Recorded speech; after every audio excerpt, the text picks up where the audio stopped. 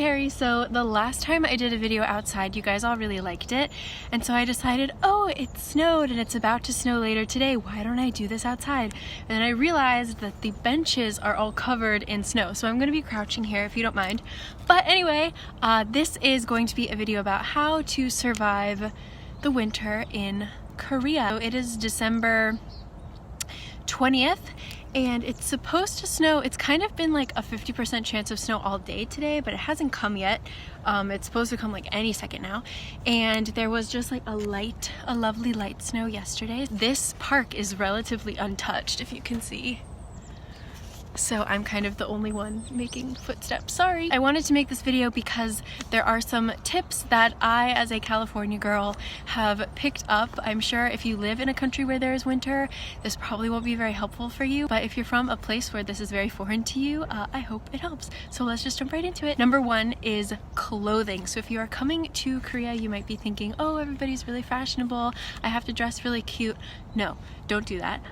In Korea, it is totally normal for during winter to look as puffy and as indistinguishable as a human being as possible. Right now, especially this year, the puffy coats are such a big deal. Like, people just really look like blobs. It's really funny. Don't try to wear like a cute tiny jacket, look like a blob. It's totally fine. Also, bring proper shoes. Korea, I love you, but people who built certain parts of the city did not consider the fact that it rains and snows here, I guess, because some of the like sidewalks are made using tiles that get really slippery. So be very careful. I just have a pair of sturdy flat boots that do me no wrong, and they're pretty non-slip. So forego the cute shoes and go for shoes that are going to be a little bit less slippery. No one will judge you, no one will notice. Number three, bring layers. There's nothing more uncomfortable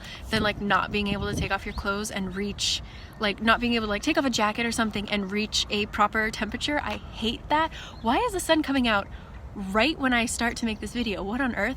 Anyway, so definitely bring layers, be able to take off a certain amount of clothes. So layer up for the really cold outside and the really warm inside. Oh my goodness, this is such a lifesaver. I actually have it in my bag, which I'm holding because I can't put it down because there's snow everywhere.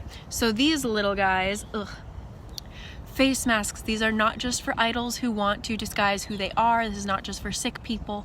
This, seriously, like you just put it on and you feel so warm. Oh my goodness. So the thing with this is, this one is made more out of cotton. There are some that are made out of like paper, and that's typically for air pollution or if you're sick. But these that are made out of cotton really keep you warm. It's the most amazing thing because it just keeps your breath right there. It's kind of like you're doing this.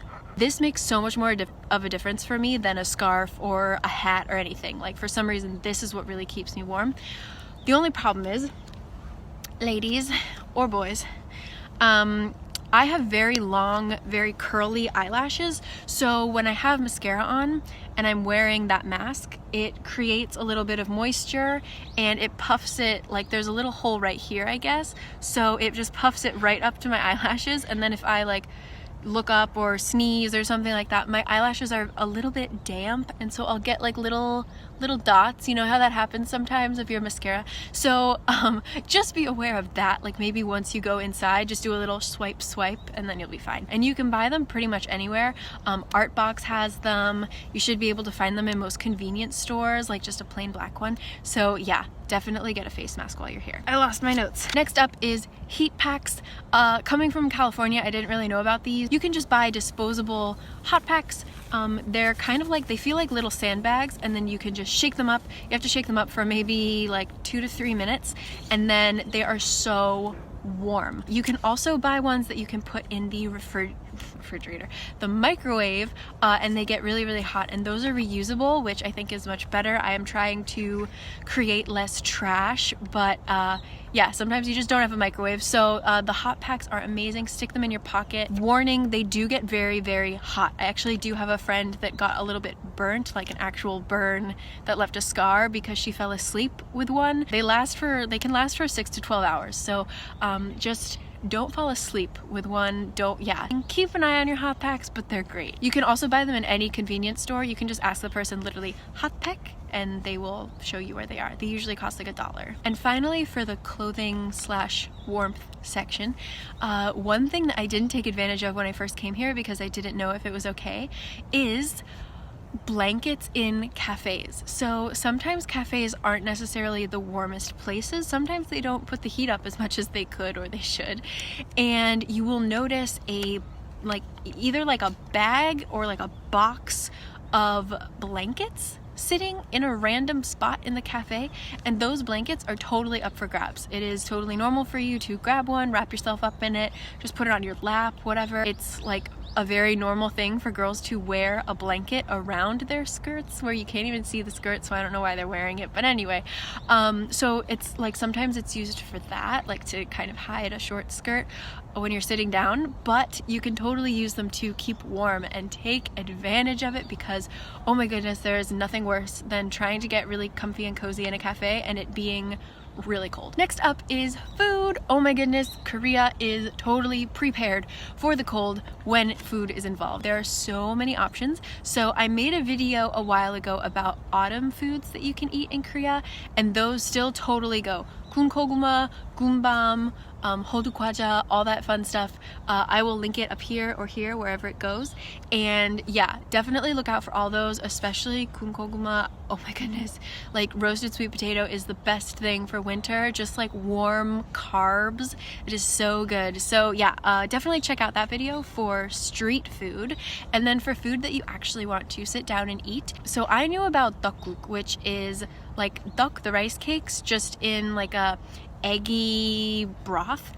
But my friend introduced me to sujebi, which is something very similar, but instead of tteok, it's like noodles that are hand torn, but they're just like these globs of like noodle, and it's the most amazing thing.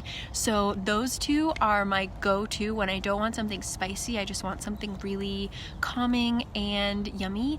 That is definitely what I go for. There's also dosat bibimbap, which is like insanely hot bibimbap, which is so good. The rice gets really crispy if you don't stir it fast enough.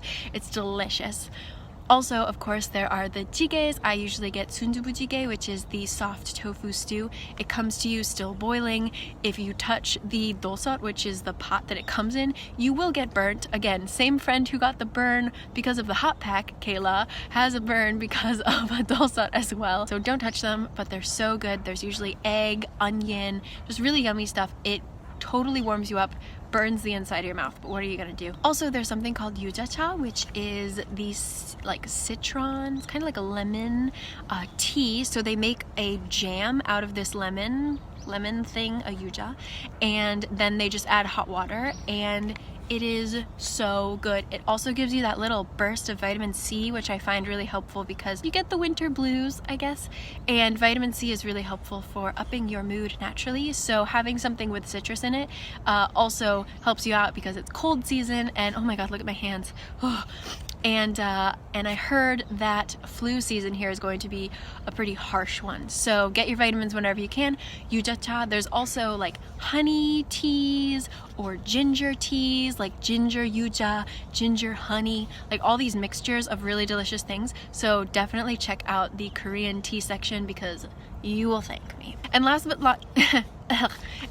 but not least is if you order something that has a broth base to it, like a jjigae or like sujebi or something like that, you will not get your like soupy brothness is taken care of. But if you get something that's like rice based, every meal should have a soup with it. So you will be given a cup of hot broth, just like plain old broth, and that is free, refillable.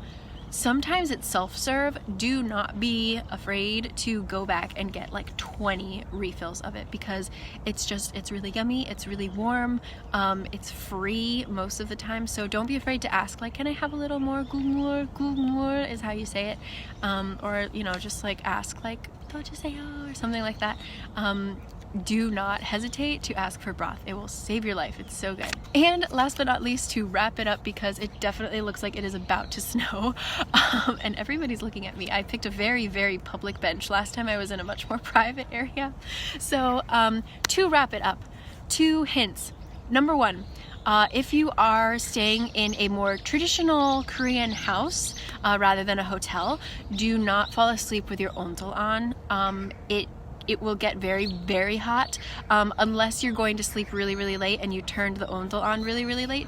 My house gets really hot really fast, and I find that I wake up in the middle of the night super duper hot, and if you turn off the ondol, it takes your house a really long time to get rid of that heat, so your house is just going to be really, really hot. And if you can't sleep well, I like to sleep when I'm colder, so if you can't sleep well in extreme heat, turn off your ondol before you go to sleep. And then number 2, beware of umbrellas. So in America, we typically don't use umbrellas when it's snowing. We put on hoods or something. I don't really know what we do when it snows. I've just never seen umbrellas being used, because the snow will just like cover the umbrella and then you have to kind of dump it as you're walking. Well, in Korea, it is totally okay to use umbrellas. Everybody does. Don't walk too close behind other people, because especially the ajumas, they just like tilt them. Like once the umbrella gets too heavy and covered in snow, they'll just go like and like try and clear off all the snow from their umbrellas without looking if anybody's behind them. So I have been hit by ajuma snow. I can't tell you. I can't even pronounce things correctly because my lips are so cold. I have been hit by snow so many times, like countless times, and I probably will this winter as well. So just like be aware that you might get hit by snow, not just from the sky, but from like your fellow humans on Earth just like throwing it at you. So yeah, be wary of that. Also, something I forgot to mention, and I couldn't mention because my phone died, is your phone battery is highly affected by the cold. So if you live in like a cold weather place, you might know this, but for those of us who haven't, it still drives me insane. Your battery will not only die, but it'll act really crazy. In this case today, it died. I was outside for maybe 25 minutes filming. Usually that puts like a 2% dent in my battery, but this time it was like absolutely dead. Black screen. Be aware of that. If that means that you want to buy an extra battery or something like that, do so. Bring it with you, make sure it's charged, that kind of thing. Those are pretty much my tips. I hope that you guys enjoy your time here. It really doesn't snow that much. Usually there's like maybe 4 to 5 big snowfalls in the 3 months of winter, and then the rest of the time it's kind of just cold. It's actually warmer on days that it snows, and then the days that it doesn't snow, it's like it gets really, really cold. So yeah, it's not that bad. It does make getting around a little bit harder just because it's harder to walk in this kind of environment, but other than that, everything is still open. You know, you'll still find street food. All the palaces, everything will be open unless it's like a blizzard, but that hasn't happened in a while, knock on wood. Oh god, please no. So yeah, I hope that this was helpful. I hope you enjoyed the snowy scenery behind me, and yeah, I hope you can you see my breath? I hope you guys are doing really well, and I will see you all next time. I don't know if I will make a video before my birthday, but if not, have a happy new year and Merry Christmas if you celebrate it. Hope you guys had a good Hanukkah. That's already over. So yeah, I will see you guys next time. Have a good one. Stay warm. Bye.